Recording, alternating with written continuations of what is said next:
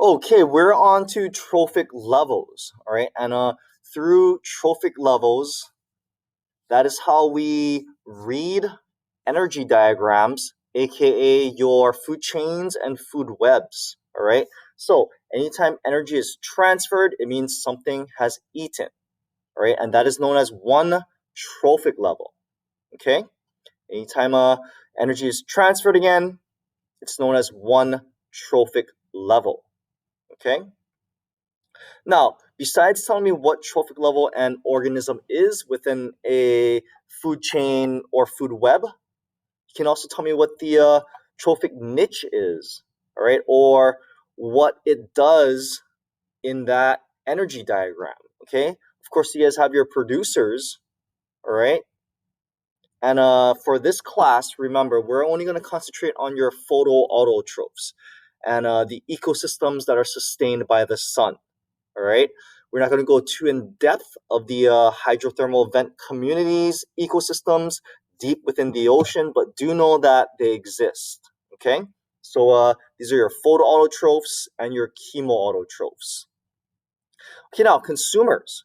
Within any ecosystem, there are consumers and there are multiple kinds of consumers. All right, remember there are five main types of consumers. And looking at a food chain, food web, you should be able to tell me what kind of consumer is it. Okay, for example, is it a herbivore? Is it a omnivore? Is it a carnivore? All right, is it the first thing that eats or the primary consumer?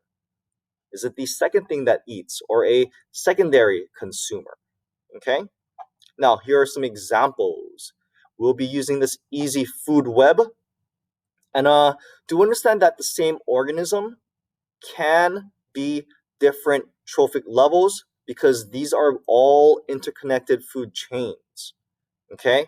So let's go over an example. Here at the bottom, you will always get trophic level 1, your producers. All right. Now, once you move a step, that is one trophic level. Okay, so trophic level 1, okay, you move 1, it turns to the trophic level 2 as you move up this food chain right here. Okay, 1, 2, trophic level 3. Okay, 1, 2, 3, 4, trophic level 4.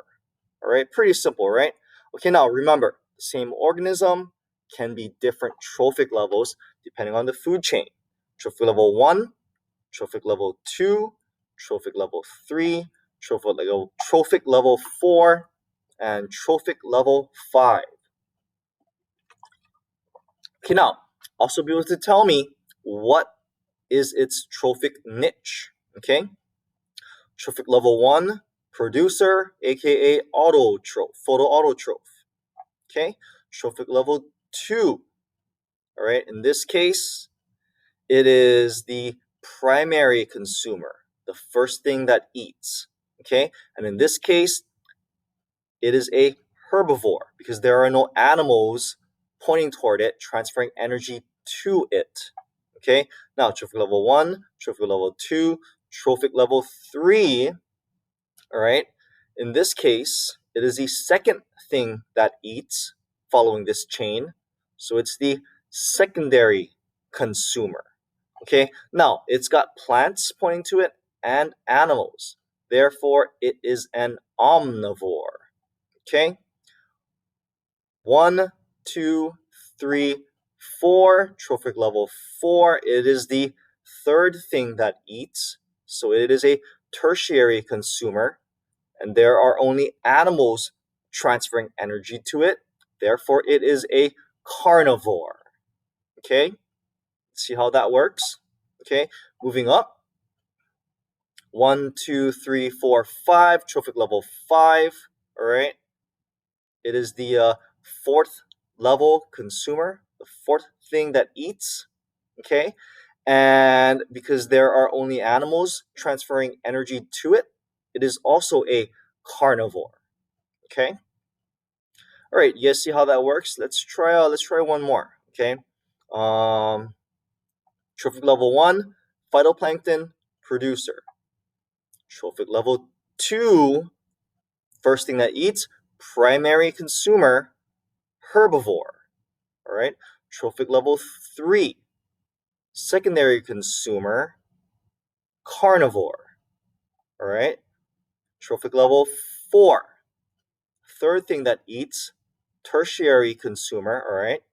And it is also a carnivore. Okay. All right. Moving on. Now we do have these pyramids, and one way to think about these pyramids is that they are used to emphasize certain points within a single food chain. All right. In this case, your energy pyramid, it's used to emphasize the 10% transfer of energy every time something eats, or every time something energy is transferred over. Okay. Now you might ask, what happens to the other 90% of the energy? Okay. Well, one way to think about it is that we all use energy for something. Okay, remember, energy cannot be destroyed or created. The whole universe is either matter or energy. Both cannot be created or destroyed. So the energy has to be transferred somewhere or altered into something else. Okay, in this case, 90% of the energy is used to carry out its life processes. All right, this phytoplankton producer, it'll use energy to carry out photosynthesis, to grow, to divide. Okay? Therefore, when shrimp eat the phytoplankton, they only get 10% of the energy that was in the phytoplankton because the phytoplankton used it all up. All right? Now, do you understand that because the sun is a source of energy, the producers will always get 100% of the energy from the sun, originally sourced from the sun. All right. Shrimp will eat the phytoplankton and they will get 10% of the energy originally from the sun. Small fish eat the shrimp. All right. They will get 10% of the shrimp's energy, and therefore they will have 1% of the total energy originally from the sun. Okay. Every time you move up, it's the same thing. Large fish eat the small fish. They get 10% of the energy from the small fish. Therefore, that's 0.1% of the total energy originally from the sun. And of course, at the end, the shark eats the big fish and it gets 10% of the energy from the big fish. Therefore, 0.01% of the energy originally from the sun. Okay?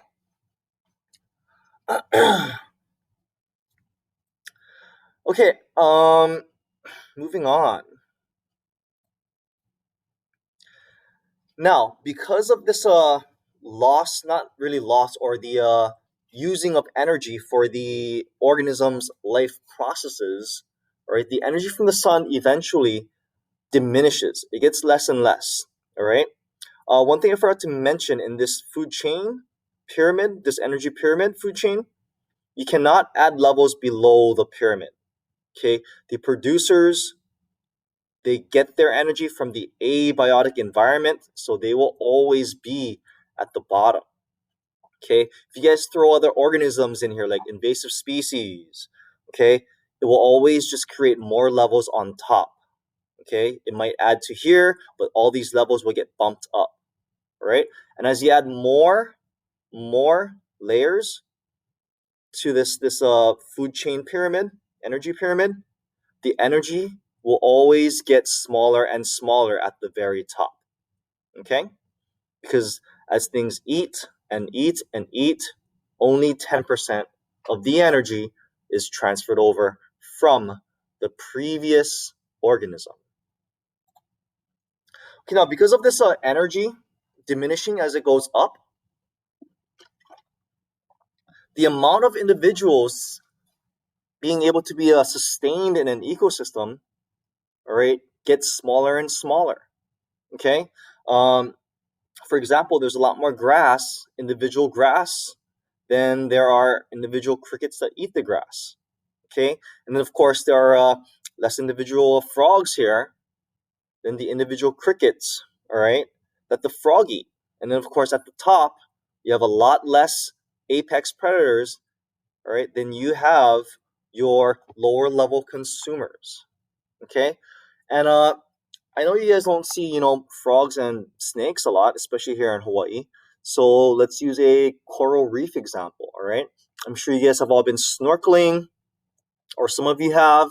And if you guys notice, when you snorkel, you will see some seaweed, but what you don't see is that there are a huge amount of algae growing on the rocks. Okay, so that's your huge amount of producers. Okay, next, to add evidence to this, you have a huge amount of herbivorous fish. Okay, fish like kala or manini, yellow tangs. Okay, you guys see a lot of herbivorous fish out there, uhus. Okay, now as you guys move up the chain, all right, you guys may see a lot less lower level predators, such as eels, barracudas.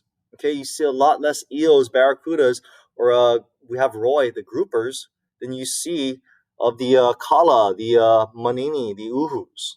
Okay, and as you even go higher than that, you see a lot less reef sharks than you see eels or groupers or barracudas. Okay, so this trend continues, and it shows in many ecosystems, in all ecosystems, because of that 10% transfer of energy and that 90% of energy lost to the previous organism's life processes. Okay, now to explain something, you guys might think, oh hey, but mister, the predators are larger than the manini. Okay, the eels are larger than the fish they eat. All right, but if you guys were to grab all the individuals and you weighed or massed them out, the total biomass, that's called the total biomass, the total biomass will be a lot less as you guys move up trophic levels, because of the decreased individuals as you move up. Okay, yeah, here, sure, the tuna might be larger than like the small fish or the shrimp. Okay, but there are so few large tuna, okay, compared to the small shrimp. And that if you took an ecosystem and you grabbed all the small shrimp and you massed them out, you might have like 10,000 kilograms of shrimp, and you might have like um 1,000 kilograms of tuna. Okay, because there are just so much less individuals the higher you go up a each trophic level. Okay, so here's the example I'm going to give you. At the very bottom, all right, in an open ocean ecosystem, the sun is beaming, so there's a lot of nutrients. So the ocean would produce about 100,000 kilograms of phytoplankton. All right. Now the small shrimp eat it. All right, that would produce about 10,000 kilograms of small shrimp. Small fish eat the shrimp. All right, that would be about 1,000 kilograms of small fish. All right, and then you end up with about 100 kilograms of ahi tuna, yellowfin tuna. Okay, and of course, you go to Foodland and you buy this ahi tuna. All right, of course, it wouldn't really amount to much growth in humans. All right, so that's how the biomass pyramid works. Okay.